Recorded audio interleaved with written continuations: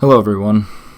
This is a new channel that a buddy and I have created, and our purpose here is to find and read entertaining creepypastas, urban legends, etc. We hope you all enjoy.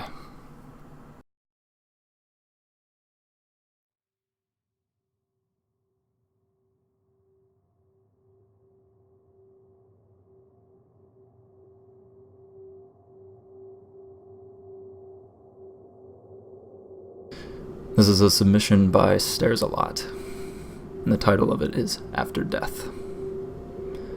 The pain ended quickly. I rose and tried to find my body, probably lying mangled underneath the metallic wreck.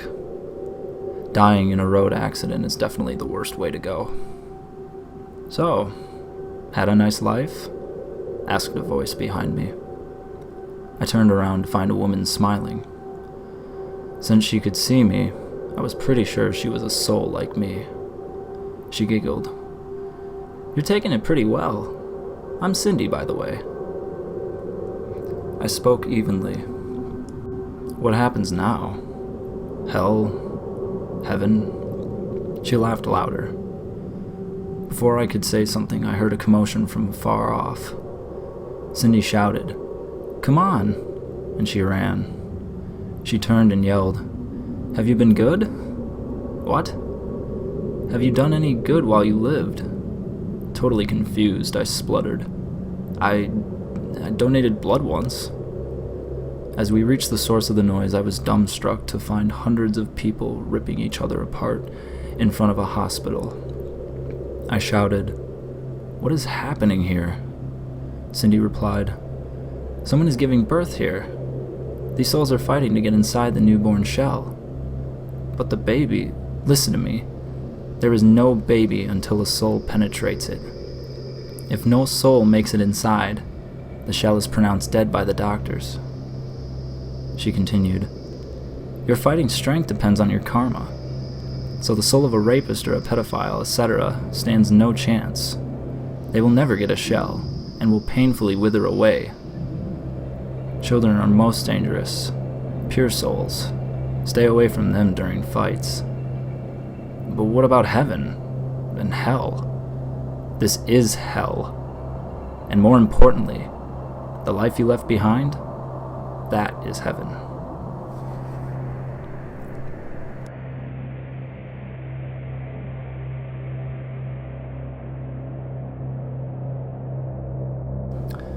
This is a submission by Creepypasta Indexer. The Portraits. There was a hunter in the woods who, after a long day hunting, was in the middle of an immense forest. It was getting dark, and having lost his bearings, he decided to head in one direction until he was clear of the increasingly oppressive foliage. After what seemed like hours, he came across a cabin in a small clearing. Realizing how dark it had grown, he decided to see if he could stay there for the night. He approached and found the door ajar. Nobody was inside.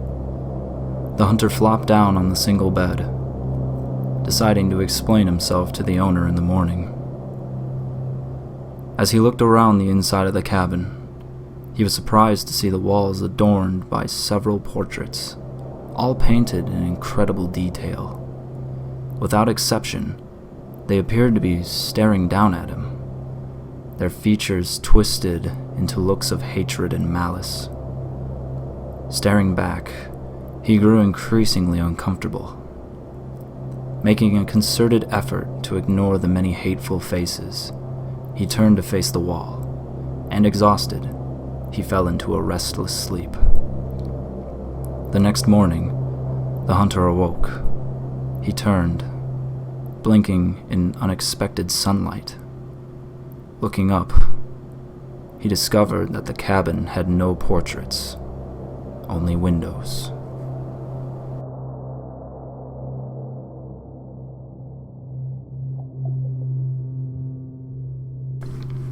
This is a submission by Creepypasta Indexer. Bad dreams. Daddy, I had a bad dream. You blink your eyes and pull up on your elbows. Your clock glows red in the darkness, It's 3:23. Do you want to climb into bed and tell me about it? No, Daddy. The oddness of the situation wakes you up more fully. You can barely make out your daughter's pale form in the darkness of your room. Why not, sweetie? Because in my dream, when I told you about the dream, the thing wearing Mommy's skin sat up. For a moment, you feel paralyzed. You can't take your eyes off your daughter. The covers behind you begin to shift.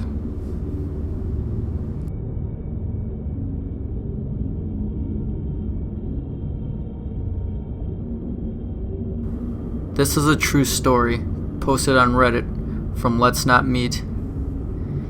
An omnipresent car, submitted by Orangey Death. Alright, I'll keep this short and sweet. When I was around 7, I lived in a very safe neighborhood, and my sister Natasha and I would go on some fairly long walks.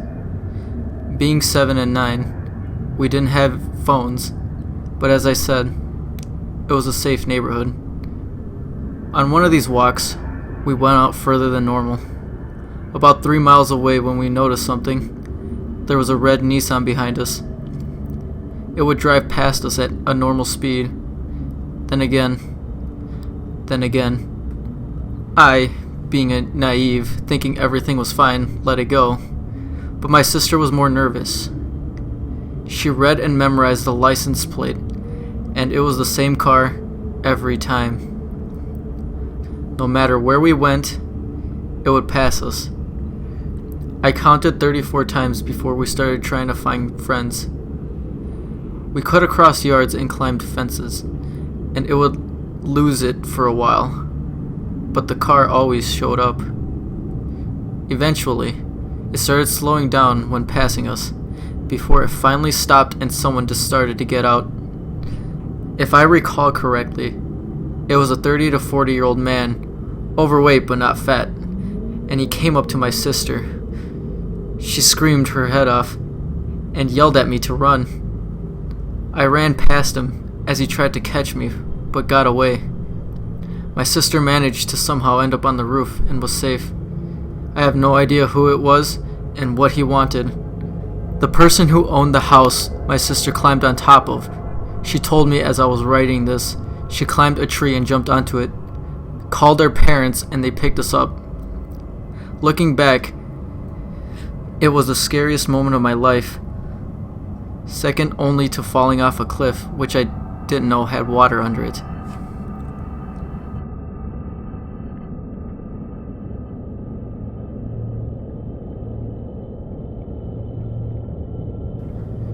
This is a story posted on Reddit on Let's Not Meet. I think I'm being watched or stalked. Posted by AB11079. A few nights ago, I went outside to see my dog. This would be about 11 or 11:30. I saw some lights moving around behind my house, and I'm pretty far out there. I don't have any surrounding houses nearby. The lights looked like someone or maybe more than one person walking around. Then the lights just went off. I thought, maybe traffic from far away? Bright headlights or something? I don't know. So 2 nights ago, my dog was barking like crazy. I look out the window and see someone with a flashlight. I grabbed a gun, just in case, and made a lot of noise trying to open the door. But the guy runs away into the woods, and I grabbed a weak flashlight because I'm retarded and don't know how to change batteries or something. So I didn't get a good look at him. Last night, I saw more lights moving around, looked like 3 or 4 flashlights. Well, I decided to check it out in the morning. So about 7 a.m. Central Time, it's 2:47 when I posted this as of now. I went into the woods and did some exploring. Probably around 8:30 to 9 a.m. I had pretty much explored the whole area. I went back around looking for maybe markings or something. Found nothing. Not a freaking thing. So apparently there's a guy or guys traveling around and stalking me. Or maybe not. I don't know. But it's pretty terrifying. I don't know if I'll have plans to investigate again, but I will definitely keep an eye out and see if they came around.